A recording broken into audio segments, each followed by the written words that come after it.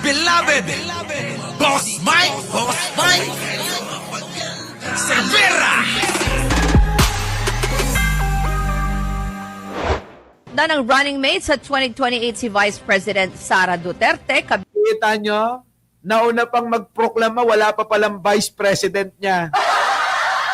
Ay, kaya ho mga kababayan, sabi ko sa inyo, eto bilang utos ni Duterte sa anak niyang si Sara, mag-announce ka na natatakbo ka para yung mga senador matakot sila.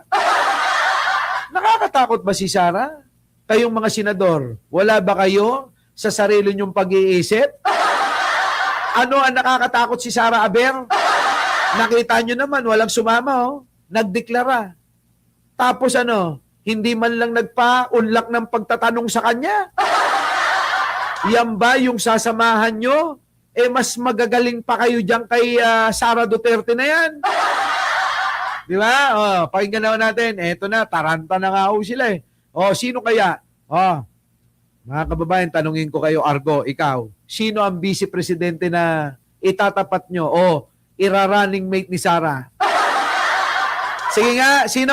Pasok! Bilang sa mga napipisil ay ang 4 na miyembro ng Duterte Bloc sa Senado. Narito po ang report ni Mean Los Baños.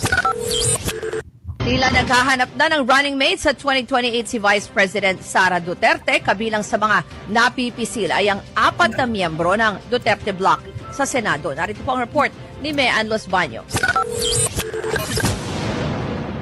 Ako si Sara Duterte. Tatakbo bilang Pangulo ng Pilipinas. Syukran. Ang sunod na tanong, sinong running mate niya? Si Senator Amy Marcos ba? Si Senator Rodante Marcoleta ba? O baka naman si Senator Bongo? Pasok din daw sa choices si Senator Robin Padilla. Kita nyo mga kababayan, puro boplox yung kanyang napipili, di ba? Sabi nila mga kababayan, ayaw yata sa atin ni Lenny, mukhang kay Pangulong Bongbong Marcos na. Pagtyagaan na lang natin yung matitira. So mga kababayan, si Sara, tira-tira na lang talaga. Biruin mo, nagmadaling araw ka na sa pila, ang mapupunta sa'yo, tira-tira.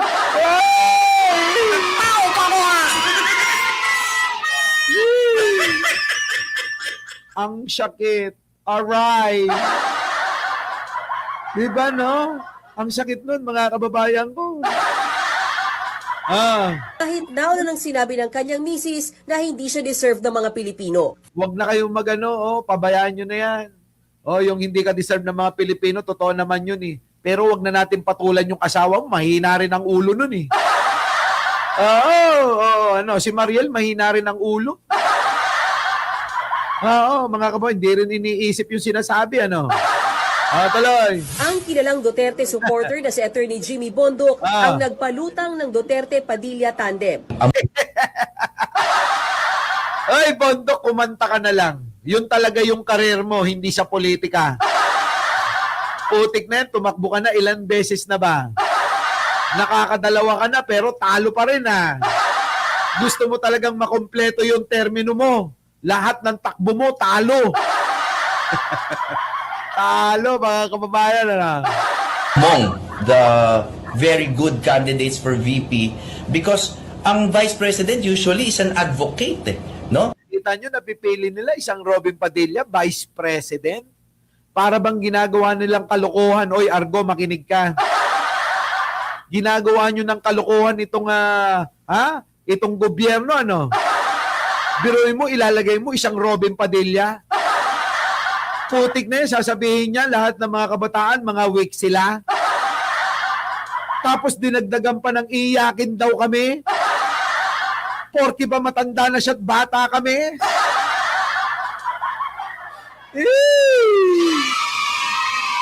Tapos magso-sorry. Anak ng pating na yan, sasabihin niya, sorry. Aray ko, sorry. Putik na yun, Oy, Bundok, huwag ka nang, sumipsip sa dalawa. Hindi ka mauupo kahit na anong posisyon sa gobyerno. Hindi ka nga manalo-nalo. Magpasalamat ka na lang kay Digong dahil noon nagkaroon ka ng pwesto. Kaya lang naman ganyan yan eh. Siyempre, nakinabang. And si Robin is a very strong advocate of even difficult issues. Alam nyo, sa totoo lang, nakakatawa na lang talaga itong mga DDS. Hindi na nila alam kung anong gagawin nila. Sarah Robin, di Saro. Sarah Aimee, di Buba. Sarago, di Sago. Sino pa yung isa? Sara Marcoleta, di Sama. Ang sama na nga ng itsura ni Marcoleta, isasama nyo pa sa tandem ng Sama. Diba? Sama. Di Sara Marcoleta, di Sama. Ang sama-sama. Pero si Senator Padilla naman, girl power ang isinusulong. Sara Aimee daw sa 2028. Aimee as VP, sir, yun ang pinatulak niyo. You think, sir, handa ang Pilipino sa parehas na babaeng leader ko? Panahon na para maramdaman ng mga Pinoy ang girl power. Girl power. Walang kapanapanalo. Ang chairman naman ng Partido Reforma na si dating Speaker Pantalon Alvarez, maaga pa, pero nagpakita na ng suporta kay VP Sara. Ito pa yung isa.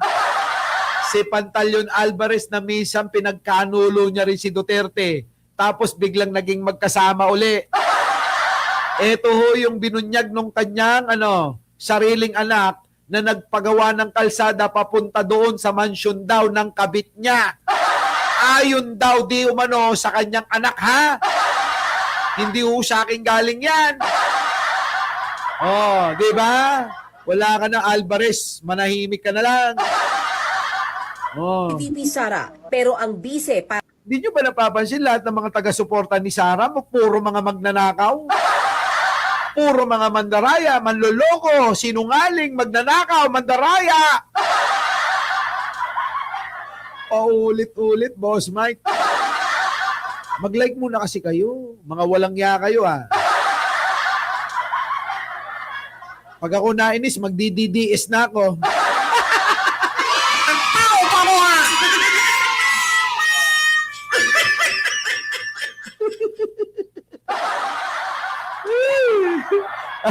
Ito na.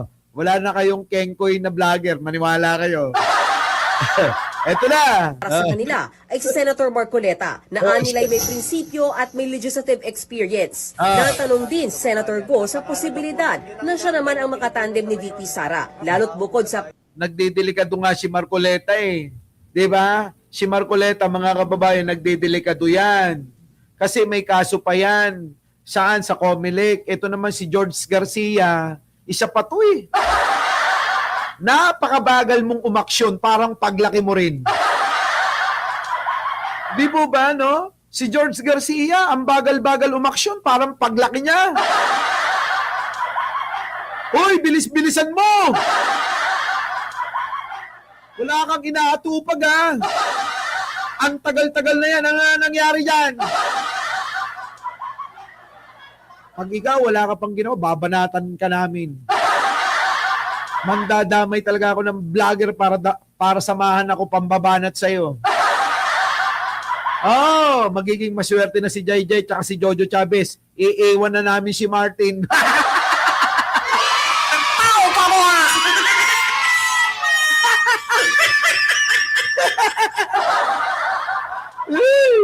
Di ba?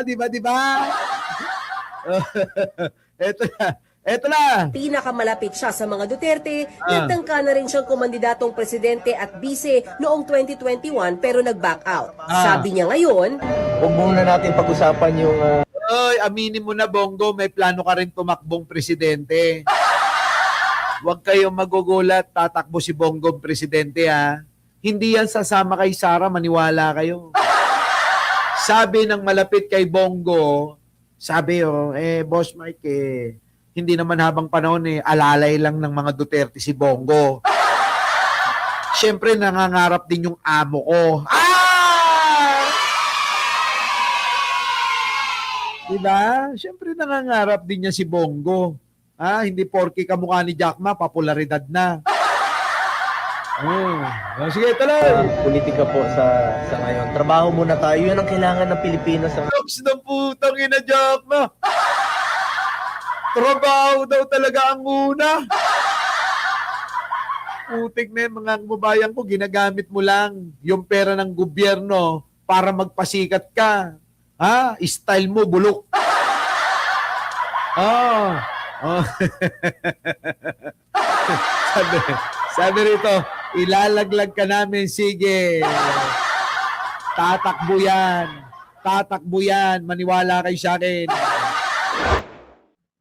Our beloved Boss Mike Cervera.